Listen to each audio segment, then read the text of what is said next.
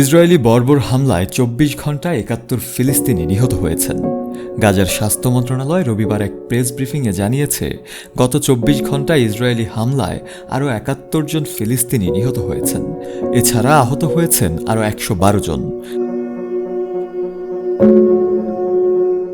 স্বাস্থ্য মন্ত্রণালয়ের রিপোর্ট অনুযায়ী এ নিয়ে গত বছরের ৭ অক্টোবর থেকে চলমান ইসরায়েলি হামলায় ফিলিস্তিনের নিহতের সংখ্যা বেড়ে দাঁড়িয়েছে ৪০,৪০৫ জন এবং আহত হয়েছেন আরও ৯৩,৪৬৪ জন।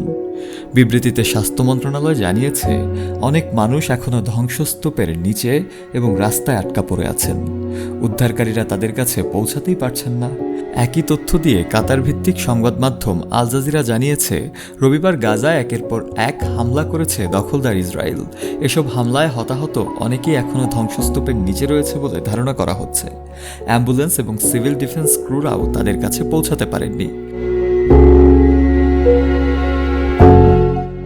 জাতিসংঘের মতে ইসরায়েলের বর্বর আক্রমণের কারণে গাজার প্রায় ৮৫% ফিলিস্তিনি বাস্তুচ্যুত হয়েছেন। আর খাদ্য, বিশুদ্ধ পানি এবং প্রয়োজনীয় দ্রব্য সামগ্রীর সংকটের মধ্যে গাজার সকলেই এখন খাদ্য নিরাপত্তাহীন অবস্থার মধ্যে রয়েছেন।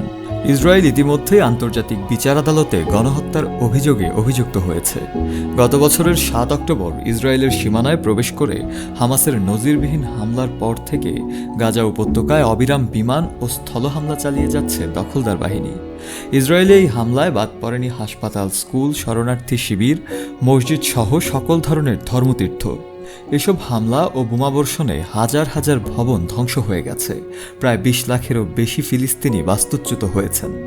ইসরায়েলের এ ধরনের বর্বরতাকে পুরো বিশ্বই ঘৃণার চোখে দেখছেন এবং বিশ্বের অনেক দেশ সরাসরি এটিকে সন্ত্রাসী কার্যক্রম বলেও আখ্যা দিচ্ছেন।